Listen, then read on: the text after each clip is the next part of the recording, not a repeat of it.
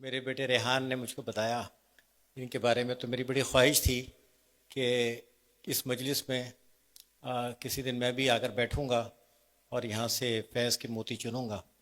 تو پچھلے ہفتے تسلیم بھائی تشریف لائے سبی الدین رحمانی کے ساتھ، اس سے پہلے بھی ایک مرتبہ یہ ہمارے یہاں تشریف لا چکے ہیں، ان کی مہربانی ہے۔ تو پچھلے ہفتے تشریف لائے سبی الدین رحمانی میرے بہت پیارے بھائی کے ساتھ والد صاحب کی تعزیت کے لیے، اور پھر یہ طے ہوا کہ اس مجلس میں میں قریبی کسی دن میں آؤں۔ تو آج یہ ماشاءاللہ مجھے موقع ملا ہے الحمدللہ کہ آپ سب کے جو میں نے ایک ذکر سنا ہوا تھا اس کو میں اپنی آنکھوں سے دیکھوں، اور بلکہ میں اس اتنی اچھی مجلس میں اپنی آنکھیں، میری آنکھیں ٹھنڈی ہوں۔ ہاں الحمدللہ الحمدللہ الحمدللہ۔ بنیادی طور پہ ہم صوفی لوگ ہیں، اور ایک ہمارا جو مسلک ہے یا جو مشرب ہے وہ صوفیانہ ہے، اور اس میں ہم یہ سمجھتے ہیں کہ قرآن پاک اور ارشادات نبوی علیہ الصلاۃ والسلام، ظاہر ہے ہر ایک کو شرح چاہیے، ہر بڑے کلام کی شرح ہوتی ہے۔ قرآن پاک کو شرح چاہیے، بالکل۔ ہم جیسے جیسے ہم طالب علمانہ جس سطح پہ بھی ہوں، بہرحال شرح تو چاہیے۔ اسی طرح نبی کریم علیہ الصلاۃ والسلام کے ارشادات کی بھی تشریح درکار ہے، اور اس تشریح کے ساتھ پھر اس کا درست فہم بننا چاہیے۔ مطلب ایک تو شرح ہو گئی، ایک تو کلام اصل کلام ہو گیا، اس کے بعد اس کی شرح ہو گئی، اس شرح پھر ہمارا ایک فہم بننا چاہیے اس کے مطابق، جو فہم اس اصل تعلیم سے قریب ترین ہو، یا اس کے مطابق ہو، نہیں تو اس کے قریب ترین ہو۔ تو ہم یہ سمجھتے ہیں کہ صوفیانہ فہم، اولیاء اللہ کی فہم، جو اولیاء اللہ حضرت محمد رسول اللہ صلی اللہ علیہ وسلم کے روحانی علوم کے وارث ہیں، ان کی فہم قرآن اللہ کی منشا سے قریب ترین۔ جس طرح ایک عارف حقیقت کو دیکھتا ہے، اس طرح ایک عالم نہیں دیکھ پاتا۔ تو عالم کا بہت بڑا درجہ ہے، مگر عارف کی رسائی عالم سے زیادہ ہے۔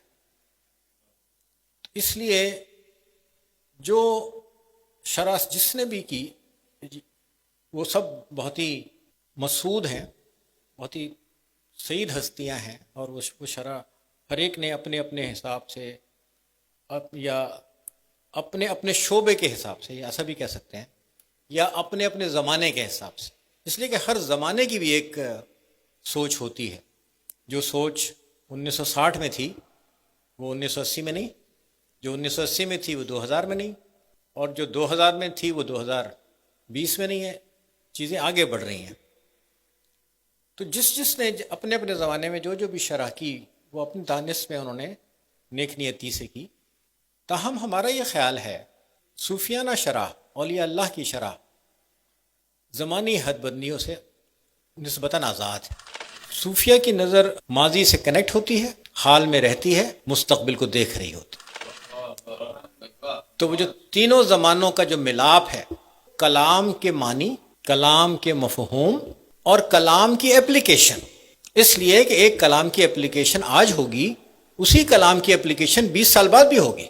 اور یہ ہمارا ایمان ہے کہ قرآن پاک رہتی دنیا تک کے لیے، قیامت تک کے لیے۔ 1960 کے حوالوں سے اگر کوئی شخص اس دنیا کو دیکھ رہا ہوگا تو اس کی نظر 1960 کی ہوگی، وہ 1960 کے مسائل کو دیکھ رہا ہوگا، جب ایک ریڈیو ہوتا تھا اور ریڈیو پہ خبریں سنی جاتی تھیں، یا پھر 1970-80 میں پھر ٹی وی آ گیا، پھر کمپیوٹر آ گیا، پھر موبائل فون آ گیا، پھر موبائل فون کے اندر کمپیوٹر آ گیا۔ تو اس طرح جیسے جیسے انسان کی دریافتیں اور انسان کی رسائی بڑھتی جا رہی ہے، ویسے ویسے قرآن کو موجودہ زمانے کے مطابق سمجھنے کی ضرورت بڑھتی جا رہی ہے۔ اس کا سب سے اچھا مظاہرہ ان ہستیوں کی طرف سے ہوا ہے جنہیں ہم اولیاء اللہ یا صوفیہ کرام کہتے ہیں۔ اس کے بڑے دیر پا نتائج ہمارے سامنے ہیں۔ اکثر ہم مثال دیتے ہیں کہ اسپین میں ہماری حکومت تھی، مسلمانوں کی حکومت تھی، بڑی شاندار حکومت تھی، اور ان کا طرز تعمیر، ان کی سائنس، ان کی معاشرت، جتنے بڑے بڑے عالم تھے وہ کھچ کے اسپین جا رہے تھے، مسلم سلطنت میں، مسلم حکمرانی میں، اور وہاں ان کو بڑا ان کی پذیرائی ہو رہی تھی۔ پھر ایک دن آیا کہ وہاں پہ جنگ ہوئی اور وہ ہم جنگ ہار گئے، اور جنگ ہارنے کے بعد وہاں سے اسلام بھی رخصت ہو گیا۔ ایک لحاظ سے ہم اکثریت میں ہی تھے، لیکن جب حکومت پلٹی تو وہاں سے ہم بے اثر ہو گئے۔ بر صغیر میں ہماری اکثریت نہیں تھی، ہماری حکومت کبھی تھی کبھی نہیں تھی، اور اسلام کو بر صغیر میں بڑے سنگین چیلنجز کا سامنا کرنا پڑا، لیکن بر صغیر کے مسلمانوں کے دلوں سے اسلام نہیں نکالا جا سکا۔ کیسے کیسے ٹائم آیا، خود مسلمان حکمرانوں کی طرف سے کیسے کیسے ٹائم آیا، اکبر بادشاہ کی طرف سے کیسے ٹائم آیا، لیکن وہ نہیں نکالا جا سکا۔ اسپین میں ہم حکومت میں تھے، اس کے باوجود وہاں سے مسلمان غیر مؤثر ہو گئے۔ ہم نے کہا فرق کیا ہے، چلو فرق ڈھونڈتے ہیں یار، فرق کیا ہے؟ پتہ چلا فرق ہے صوفی کا فرق۔ یہاں پہ اولیاء اللہ تھے، یہاں پہ صوفیہ تھے، وہاں اولیاء اللہ کی اس طرح عوام کے دلوں میں پینیٹریشن نہیں ہوئی تھی، جس طرح یہاں اولیاء اللہ نے مسلمانوں کے دلوں میں اسلام کا نور پہنچایا، وہ جو یورپین سائڈ تھی اس سے محروم رہی۔ تو دیکھیے، اس لیے ہمارا خیال ہے شرح قرآن بفہم الاولیاء اگر ہوگی تو بات دل کے اندر زیادہ جائے گی، زیادہ جائے گی۔ اللہ ولی الذین آمنوا یخرجہم من الظلمات الی النور، اللہ تو ایمان والوں کا دوست ہے، اور اللہ ظلمتوں سے نکال کے نور کی طرف لے کے جاتا ہے۔ یعنی اللہ کا دوست بننا، اللہ کے دوست بننے کا نتیجہ یہ ہوتا ہے کہ ظلمتوں سے ہم نور کی طرف جاتے ہیں، اندھیروں سے اجالوں کی طرف جاتے ہیں، ہماری زندگی کی راہیں واضح ہوتی ہیں، روشن ہوتی ہیں، ایک بالکل کلیئر پاتھ ہمارے سامنے ہوتا ہے، اور یہ اللہ کی دوستی کی نشانی ہے۔ تو اولیاء اللہ نے راہوں میں اجالے بکھیرے ہیں، راہیں واضح کی ہیں، اور یہ سارا کا سارا قرآن اور سنت کی مطابقت میں ہوا ہے۔ ایک ولی اللہ سچا پکا عارف ہوتا ہے، وہ اس راہ کا چلا ہوا ہوتا ہے۔ اب مجھے یہاں سے جانا ہے، فرض کریں کہ یہاں سے مجھے جانا ہے نیشنل اسٹیڈیم، اب مجھے نیشنل اسٹیڈیم کا راستہ نہیں پتہ، تو میں ایک صاحب سے پوچھتا ہوں مجھے نیشنل اسٹیڈیم جانا ہے، تو مجھے نقشے سے دیکھ کے راستہ بتاتے ہیں کہ آپ یہاں سے جا سکتے ہیں، ٹھیک ہے۔ ایک صاحب مجھے ملتے ہیں جو اس راستے پہ روز چلتے ہیں، روز جاتے ہیں اس راستے پہ، اور وہ کئی مرتبہ نیشنل اسٹیڈیم جا چکے ہیں، وہ مجھے راستہ بتاتے ہیں کہ آپ اس راستے سے جائیں۔ تو مجھے بتائیں کس کا بتایا ہوا راستہ زیادہ معتبر، زیادہ صائب ہوگا؟ روز جانے والوں کا، جو اس راستے سے گزرا وہ ہوگا۔ اولیاء اللہ اللہ کی معرفت پر چلے ہوئی ہستیاں ہیں، ان کا بتایا ہوا راستہ ایک عارف کا بتایا ہوا راستہ ہوگا، اور باقیوں کا بتایا ہوا راستہ ایک عالم کا بتایا ہوا راستہ ہوگا، اور دونوں کی اپنی قدر ہے، جس میں کوئی شک نہیں ہے، لیکن ظاہر ہے کہ پریفرنس پھر کس کو ہے۔ تو اس لیے ہمارا یہ خیال ہے کہ ہمیں ہمارے بچوں کو، ہماری نئی نسل کو اولیاء اللہ کی فکر کو، اولیاء اللہ کی فہم کو زیادہ قریب سے سمجھنا چاہیے، اور ساتھ ساتھ ایک فلٹر بھی لگا کے رکھیں۔ بالکل یقیناً کوئی منع نہیں ہے، بلکہ ضروری ہے کہ فلٹر لگا کے رکھیں۔ کہیں کوئی بدعت نظر آئے اس پہ بات ہونی چاہیے، کہیں کوئی شرک نظر آئے تو دیکھنا چاہیے کہ وہ شرک آج کیوں ہو رہا ہے۔ اگر کوئی ایسی بات ہے، کسی جگہ کوئی علامتیں ہیں، تو ان کی وجوہات کیا ہیں؟ اس کی سب سے بڑی ایک مثال مزارات ہے۔ کوئی مزار پہ جا کے اس کو سجدے کر رہا ہے، اور اس بنیاد پہ تصوف جو ہے وہ زیر عتاب ہے یا زیر اعتراض ہے، تو بالکل ٹھیک بات ہے۔ کیوں ہو رہا ہے بھائی؟ ایسا نہیں ہونا چاہیے۔ کیا جو کچھ وہاں ہو رہا ہے کیا یہ ان بزرگ کی تعلیمات ہیں؟ کیا داتا صاحب نے کہا تھا کہ میرے مرنے کے بعد میرے مزار کو اس طرح ایک مرکز عبادت بنا دینا، یا بعد میں بنا دیا گیا؟ اگر کسی جگہ کوئی بدعت ہے، اگر کسی جگہ کوئی شرک ہے، تو اس کو بھی ہمیں کھلی آنکھوں سے دیکھنا چاہیے، اسے ایڈریس کرنا چاہیے، اور جہاں غلطیوں کو ماننا چاہیے اور ان کی کریکشن کرنی چاہیے۔ ان غلطیوں کی وجہ سے تصوف کا اتنا بڑا اثاثہ، اتنی عظیم الشان رہنمائی، یہ پوری کی پوری ہمیں داخل اثر نہیں کر دینی چاہیے۔ اپنی غلطیوں کو بلا وجہ جواز پیش کر کے، جو غلطیاں ہیں، سب سے غلطیاں ہو سکتی ہیں، طبقات سے بھی ہو سکتی ہیں، فرد سے بھی ہو سکتی ہیں، طبقات سے بھی ہو سکتی ہیں۔ تو اگر کہیں کوئی غلطی ہے اور یقیناً ہے تو اسے مانیں اور اس کی کریکشن کریں۔ اور اگر وہاں ان مراکز پہ کریکشن نہیں کر سکتے تو کم از کم اپنی ذات میں کر لیں. میں اپنی ذات سے تو شروع کروں نا. لیکن ان غلطیوں کی وجہ سے پورا اولیاء اللہ کا اتنا عظیم الشان مشن یہ نظر انداز ہونا شروع ہو جائے یا اس کو ہم سائڈ لائن کر دیں تو ہم سمجھتے ہیں کہ یہ صدیوں کے اثاثے اور صدیوں کے عظیم الشان ورثے کے ساتھ ہماری زیادتی ہوگی اور اس کی محرومی ہماری محرومی ہوگی. ان ہستیوں کو تو کچھ نہیں جائے گا, وہ تو اپنا کام کر کے چلے گئے. ان سے تو ہمارا یقین ہے کہ اللہ خوش ہے کہ انہوں نے اپنا کام ٹھیک طرح کیا. تو اس لیے ہم یہ سمجھتے ہیں کہ ہمیں ایک تو بنیادی بات یہ سمجھنی چاہیے کہ ہماری بنیاد قرآن پاک, ہماری بنیاد ہمارے سلاسل ہوں, ہمارے مدارس ہوں, ہمارا سماجی نظام ہو, ہمارا گھریلو نظام ہو, اس کی بنیاد قرآن پاک یا قرآن پاک لازماً ہونی چاہیے.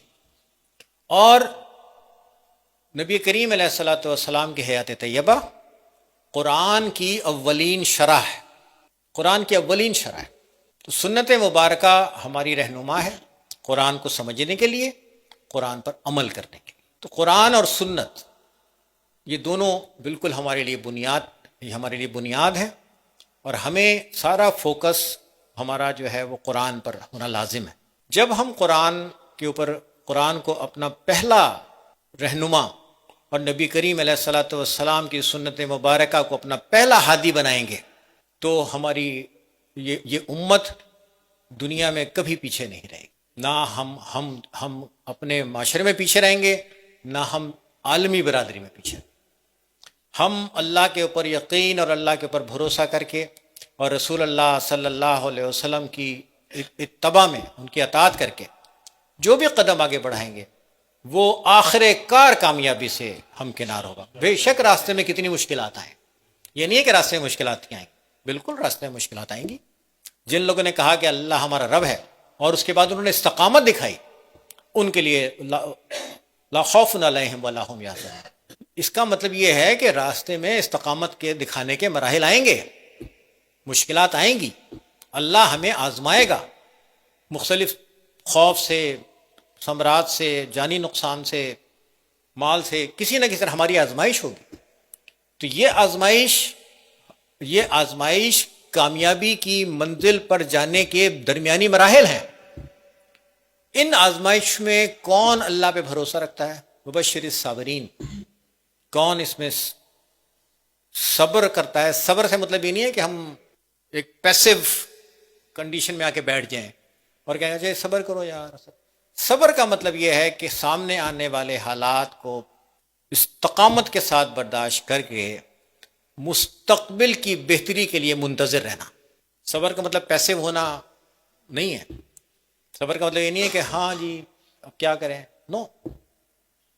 آگے بہت سارے راستے ہیں, بہت ساری کامیابی کے راستے ہیں, اور ان راستوں پہ چلنے کے لیے اللہ پر ایمان, رسول اللہ صلی اللہ علیہ وسلم پر ایمان اور اپنی راہ کو سیدھا رکھنا اس روشنی سے, اور صبر اور استقامت کے ساتھ اور پورے یقین کے ساتھ آگے بڑھتے رہنا ضروری. یہ ہم سمجھتے ہیں کہ یہ جو میں نے آپ سے گزارشات کی ہیں, یہ گزارشات ہیں صوفیانہ فہم سے بننے والی فکر, اولیاء اللہ کے قربت میں, ان کی صحبت میں رہ کے بننے والی فکر. تو اس لیے ہمیں ہمارے بچوں کو, ہماری بہنوں کو, ہماری بیٹیوں کو, ہمارے ماؤں کو, ہمارے بزرگوں کو, سب کو اس پہ سوچنا چاہیے کہ تصوف, صوفیانہ ماحول اور صوفیانہ تعلیمات ہمیں مسلم سے مومن بننے کے سفر کرانے کے لیے بہت زیادہ مددگار ہے. یعنی ایک ہے میرا اسلام لانا اور ایک ہے میرا مومن بننا کہ ایمان میرے دلوں میں اتر جائے. تو ایک ولی اللہ کی قربت, ایک ولی اللہ کی صحبت, ایک ولی اللہ کی تعلیمات مجھے بتدریج بندے مسلم سے بندے مومن کی طرف لے کے چلتی ہیں. تو اس لیے, اور سب کا ظاہر ہے کہ ہم میں سے ہر ایک چاہتا ہے کہ ہم مومن بنیں. دیکھیں, ہمیں نفس مطمئنہ کی منزل پر جانا ہے اور یہ نفس مطمئنہ کی منزل یا نفس مطمئنہ کا درجہ یا نفس مطمئنہ کی کیفیت، یہ کیا بعد از وفات ملنی ہے؟ کیا یہ بعد از وفات ہوگی؟ تو اس آیت سے ہمیں یہ رہنمائی مل رہی ہے کہ یہ اس دنیا میں ہی ہوگا. یا ایتھا النفس المطمئنہ، اے اطمینان پانے والی روح، نفس مطمئنہ، لوٹ چل اپنے رب کی طرف. لوٹنا تو ہمیں یہاں سے ہے، اس کا بھائی لوٹنا تو یہاں سے ہے نا، اس دنیا سے لوٹنا ہے نا. تو اس کا مطلب یہ ہے کہ نفس مطمئنہ اس عالم فانی میں مجھے ملنا چاہیے. تو اب یہ میرا کام ہے کہ میں اپنے آپ کو اس ٹریک پر رکھوں جو بتدریج نفس کے مختلف مراحل میں میرا تزکیہ کرتے کرتے کرتے کرتے مجھے نفس مطمئنہ کے درجے پہ مجھے پہنچا دے. اس کے لیے میں اگین پھر یہی کہوں گا کہ کتاب قرآن، معلم اعظم رسول اللہ صلی اللہ علیہ وسلم، اور کوچ کہہ لو، ڈیمانسٹریٹر، کوچ، شارحین، اولیاء اللہ اور صوفیاء کرام. اس کے لیے ہمارے بزرگوں نے سلاسل طریقت بنائے. سلاسل طریقت نے مسلم معاشرے میں تبلیغ کا بھی کام کیا، ان کے ذریعے دین پھیلا. انہوں نے تعلیم اور اصلاح کا بھی کام کیا، انہوں نے خدمت خلق کا بھی کام کیا. اب وہ سلاسل طریقت آج کے دور میں ہم دیکھتے ہیں کہ وہ محض چند رسومات کے مراکز بن گئے. بھئی یہاں پہ قوالی ہو رہی ہے، یہاں پہ نظر نیاز ہو رہی ہے، یہاں پہ عرس منایا جا رہا ہے، بس وہ کچھ تقریبات ہیں اور کچھ رسومات ہیں. ہمارے بزرگوں نے جو سلاسل 1300 سال کی ہماری ہسٹری ہے، وہ انہوں نے اس لیے تو نہیں بنائے تھے کہ ہم چند رسومات پہ کو لے کے چلیں. انہوں نے تو اس لیے بنائے تھے کہ تزکیہ نفس ہو، اس کے ذریعے اخلاق کا سدھار ہو، قرآن کی تفہیم ہو، رسول اللہ صلی اللہ علیہ وسلم کی اطاعت کا جذبہ بیدار ہو، اور ہم ایک صحیح طور پہ حضرت محمد رسول اللہ صلی اللہ علیہ وسلم کے اچھے امتی بن سکیں. ہمارا جو مقصد ہونا چاہیے وہ یہ ہونا چاہیے کہ میری اولاد کی اولاد، بلکہ میں تو یہ کہوں گا کہ ہمیں ایسا ہونا چاہیے کہ جب ہمارے یہاں بچہ پیدا ہو تو ہماری ماں، ہمارے باپ یہ نیت کریں اولاد کے ملنے کی خوشی میں.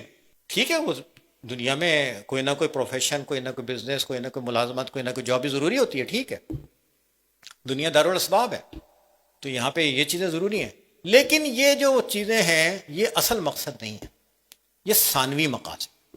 حتمی مقصد ایک مسلمان کا ہونا چاہیے، ایک مسلمان ماں کا، ایک مسلمان باپ کا، کہ میری اولاد حضرت محمد رسول اللہ صلی اللہ علیہ وسلم کی ایک اچھی امتی بنے.